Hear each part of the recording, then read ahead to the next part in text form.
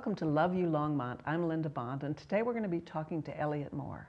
Elliot has been called one of the most exciting conductors of his generation. We're so pleased he's now the music director and conductor for the Longmont Symphony and Orchestra.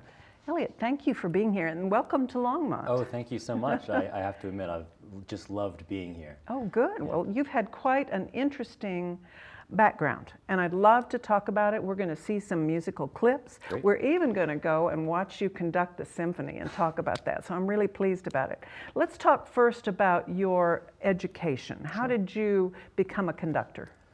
How did I become a conductor? Well, the first sort of step in becoming a conductor is to know a lot about music. And generally, one of the ways that a conductor becomes a conductor is through sort of a mastery of their instrument.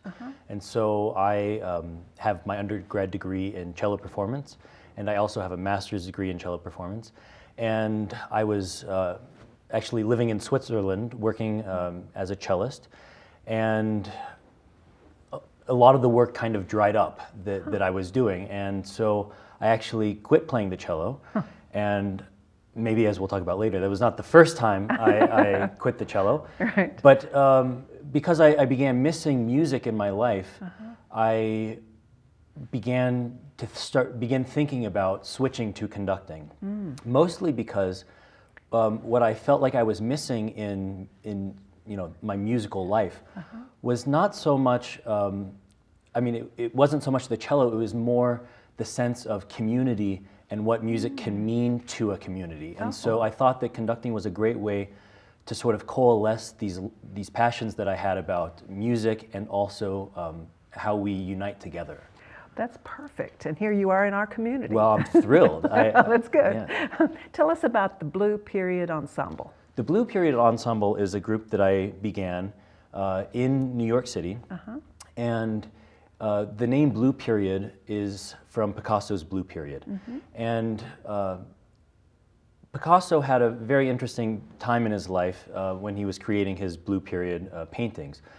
And what, at least in my mind, made it so interesting was that he was very poor. No one was really buying his paintings. And he bought all of this blue paint because it was on sale. And often he would paint over his other paintings because he didn't have enough money to buy new canvas. And what I found, and the correlation that I found, was that there were so many incredible musicians that I knew who weren't having the kind of success that artistically they really merited, because artistically they were and are at the top of their game, yet nobody was sort of taking notice of them. And there are actually several examples that I could use of members of this ensemble who have since gone on to, they went from not having basically any gigs to now being in the New York Philharmonic, or now being the concertmaster of the Royal Scottish Orchestra. So there are, the level of musicianship when some of these people are young is just unbelievable.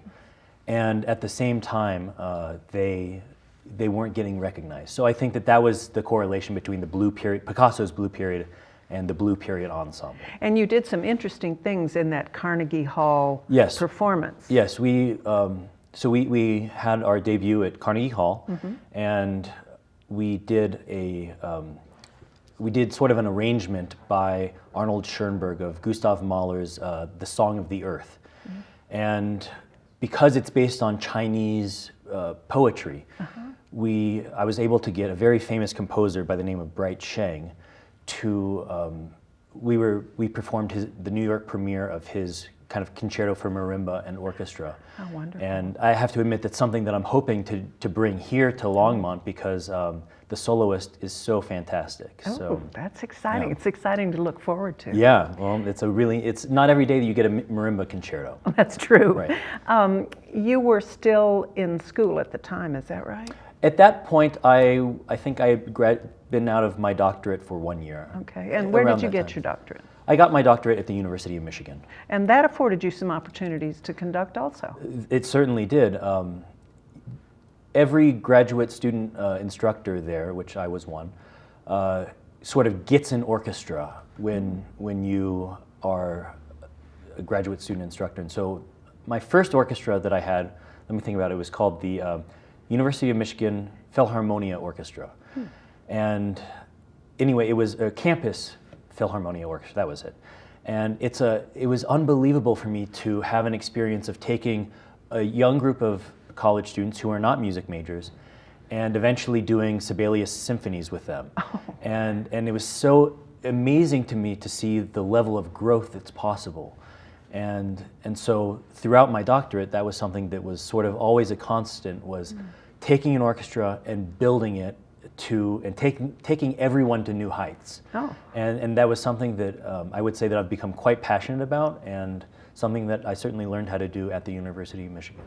You've done a lot of performing around the world also, Mexico and Canada. How did those opportunities come about? Both of those opportunities were times when I was still a student at the University of Michigan.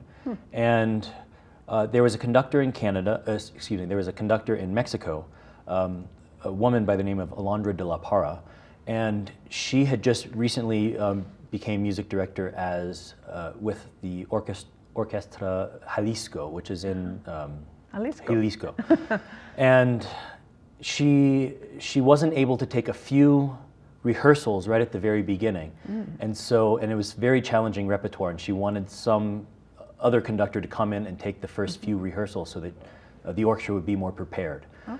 And so that work included Mahler's Second Symphony, which is a very large work, and Shostakovich's Fifth Symphony and a Brahms Symphony. So, and then in Canada, that was part of actually a master class that was run through the National Arts Center in Ottawa. And the National Arts Center is a wonderful, incredible place where they have ballet and they have an orchestra as well. The orchestra is just spectacular. And so I was there learning about conducting, but the final performance was with the National Arts Center Orchestra, and it was in front of, I think, a 3,000 member audience, and oh my goodness, and in a very large hall, and we all had a great time. So that's wonderful. Yeah. Well, we're so pleased that Phil Huff, who's with Cable Access here at Channel 8, has prepared some video things for us now. And let's go right now. We're going to see Dvorak. Do you remember which? It's the Ninth Symphony. Okay. Yeah. Let's watch the Ninth Symphony with Elliot conducting.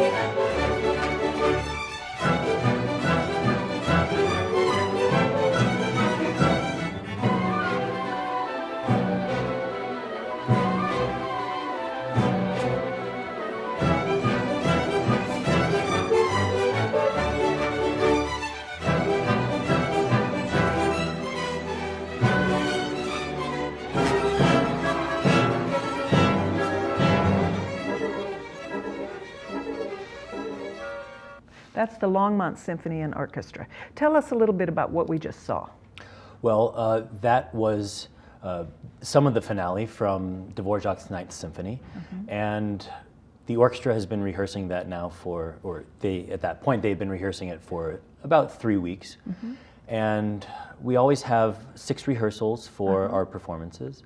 And this was, in this particular performance, it was sort of about America, because that performance took place on Veterans Day. And so we wanted to honor our veterans by giving them sort of an American-themed performance. And Dvorak wrote this symphony in New York in 1893, and it was the amount of sort of Americana that made its way into this symphony is just amazing. So, which would be nice to have you decode for us sometime. Well, maybe one of these days. Right, that'd be good. I'd love to talk about the symphony itself. Sure. Now, who are these people, and how many are there? I would say that there are approximately 65 to 70 musicians in the symphony, and it's a mix between local community members. Also, I would say that this orchestra is semi-professional in the sense that various players are paid for being section leaders, and other members are simply volunteering their time to have a great time in the symphony and make sure that Longmont actually has great music. So it's a mix right now. I've often wondered, do all these musicians learn their music before they come into rehearsal? I wish. That would be so nice. Huh? Well, I think that there's a question of one of the things that I am really passionate about is that the musicians have ownership of the orchestra. Good. I do not believe that it is my orchestra, and I don't believe, frankly, it's the board's orchestra. I believe that it is their orchestra. Wow. And therefore, how do you foster that feeling? And one of the ways that you foster that feeling is by encouraging them to learn their music ahead of time so that they have ownership of how they play their part. And when they have that sense of ownership, then it becomes more collaborative. And I think that is one way to foster that sense of ownership within the players. And so that's one of the things that we're working on right now. Do they compete for the seats? Yes and no. There are auditions to get into the orchestra, so in that sense, yes. However, there's sort of a rotating system within some of the string sections. So if maybe you're sitting towards the back for one concert, you may be sitting closer to the front for another concert. So there's kind of a rotation that goes around. But there's not a competition going on between two people sitting beside each other? No, there is not. Yeah. That's the stuff of movies. Yeah, we don't want to have that, and I just don't think that we want to have that in the orchestra, and here's the reason why. It's because I think that an orchestra is really a symbol for community. Oh. It's a bunch of people who have sort of different ideas, their musical ideas, and how they sort of better themselves is by hearing what somebody else did and then taking that and figuring out how they can have their own part fit into that in a beautiful, expressive way that other people want to hear and want to emulate. Oh. And so that sense of listening and responding when other people have different voices and some can't play as loud and some can play much louder, for instance, the trombones can play louder than, let's say, a bass. Right. So how you all work together is, so if we were competing against one another in some way, that would be antithetical to the mission that I'm trying to foster. I love that. That sounds wonderful. I asked Phil if he would just cut out everybody else and let us watch you conduct. Okay. And I'd love for you to tell us what we're seeing. Sure, I'll certainly tell you about what's going on. Well, here, I think that this is interesting because the music is very quiet, and you'll see me being quiet and becoming louder. So here I'm becoming quieter.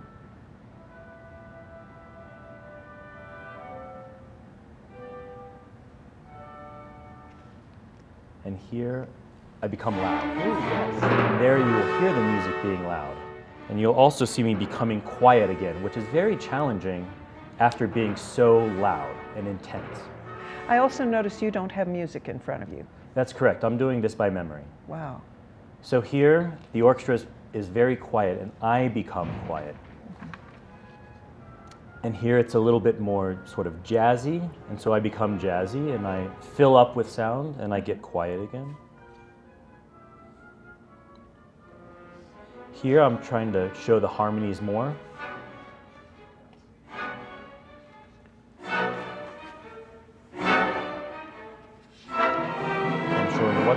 sort of what's going on musically within the music. And here, actually, this music is really about, not Pocahontas, excuse me, it's about painting a landscape of an Indian tribe. Huh. And I had no idea. And so one of the things that he's doing is sort of painting a landscape, a landscape of sound. And so I'm working on balancing the colors of the strings and the English horn and the clarinet.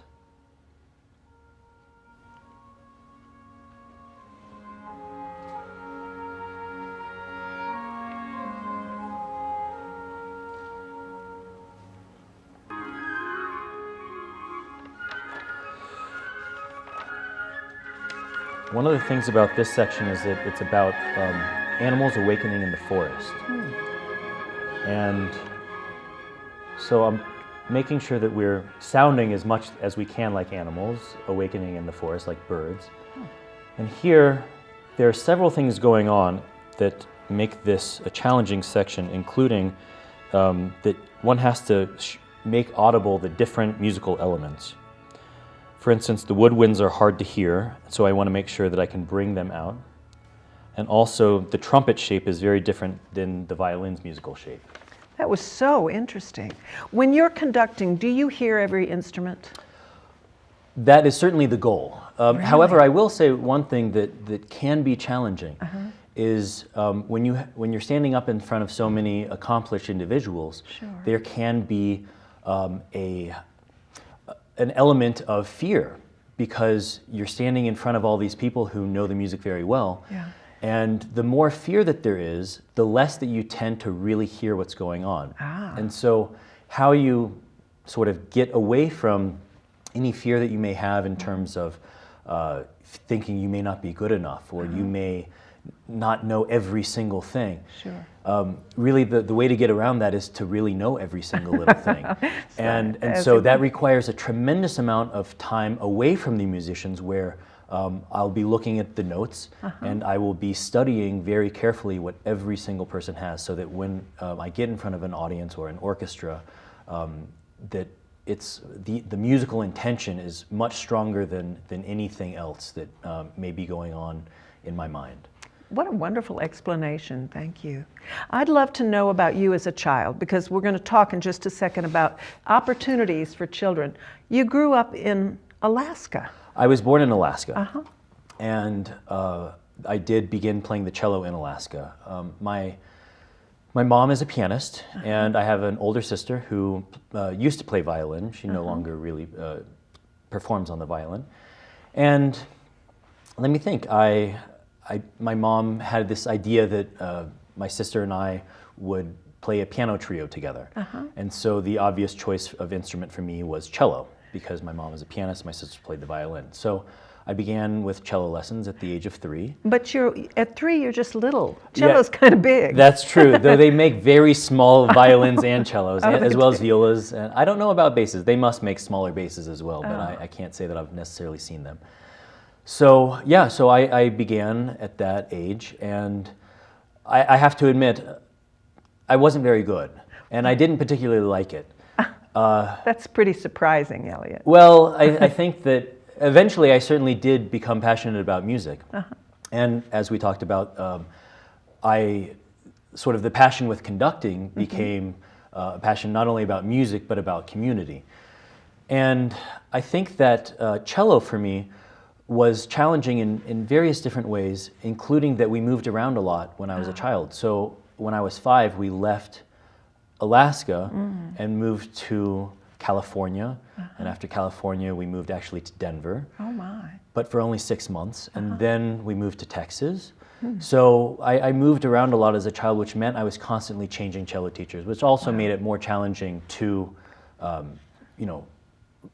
really practice and really have that sort of forward motion that maybe would have been possible if I had just stayed in one place. You even quit cello for a while. I did quit cello. And yes. Why did you get back? The reason that I got back was very simple. Well, maybe I should start with the reason I quit, which was that I just didn't like it. Ah. And I was in all sorts of not youth orchestras, but I was in my school orchestra. And what happened was I wasn't enjoying myself at all. And so I quit. And my mom was not happy at all with that decision.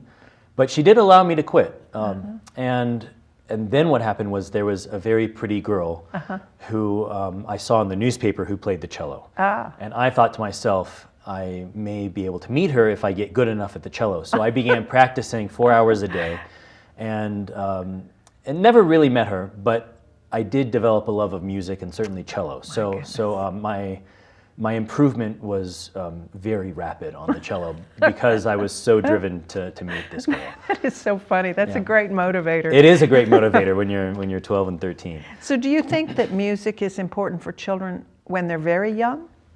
Well, I think that I have various goals that I would like, for instance, to see our orchestra do, and one of them is to make a recording for newborn children and the families of newborn children. Oh my goodness. Because, and I learned that the hospital here in Longmont actually plays Brahms' Lullaby throughout the hospital whenever a child is born. And so I think that, as an example, there's the Mozart effect, where, essentially children have been tested, at least to score higher after listening to Mozart. Wow. And generally speaking, children who have music in their lives score, I think it's like 100 or 200 points higher on average on the SAT. Oh my goodness. So there are all kinds of reasons to include music in children's lives, but I think it would be just a wonderful experience for young families to be receiving a recording of Brahms' Lullaby, music that can bring their excitement level down, get them to sleep. There's all kinds of music that has been written either for children or to help people relax. And I think that would be just a wonderful thing to do. I love that idea. Now, our symphony is doing some things for youth. For example, Adopt a School, there's annual 5th grade concerts, there's the Longmont Youth Symphony, Mentors in Music, the Young Artist Competition, even scholarships for graduating high school students, and a ticket outreach. What is your part in all of that? What's important to you in that? Well, I think the thing there are a few things that are very important to me in all of that. Obviously, our family concert and 5th grade concerts. So the 5th grade concerts are when all of the 5th graders throughout the St. Vrain Valley come. Wow. And in some ways, it's feasible or possible that this will be the only time in one or many of these children's lives that they actually hear a symphony performing live music. Wow. And so my goal in that is to make sure that they have a fantastic experience and that they say to themselves, wow, that's really fun. That seems great. I'd like to go back. Oh. Because I hope that it's not their only time at the symphony, but it may be if it's not exciting or if it's not fun or if it's not engaging. So my goal in doing the 5th grade concert is to make it engaging, to make it fun, to make it memorable, and to give them a good experience. With the family concert, I would say that my goal is actually quite similar, but it's maybe a little bit different, which is that I'm hoping to engage the families more and for the symphony to be a friendly place for families. Oh, that's neat. So that's one of the things that I would say that I'm focused on. But the last and sort of overarching thing in terms of education that I believe is that they have an unbelievable opportunity to have fun with music. And I think that including children in the conversation of what can music do for a community, I think is a really wonderful way to have music impact Longmont. Oh, I love it. Gosh, this is so exciting that you're here. We're so pleased that you're with us. Thank you. I know that my wife and I are so excited to be here. We love it here. Oh, I'm so glad. I would like to mention that John Cross did this wonderful art, which is painting on aluminum which may surprise you, and Arts Longmont loaned us that today, so we're really pleased. Great. We're going to have one more time. We're going to go to the Symphony, Okay. and again, we want to thank Phil Huff and the cable access of Channel 8, and thank you so much for Thank being you. here. This was wonderful. Yeah, thank you for having me.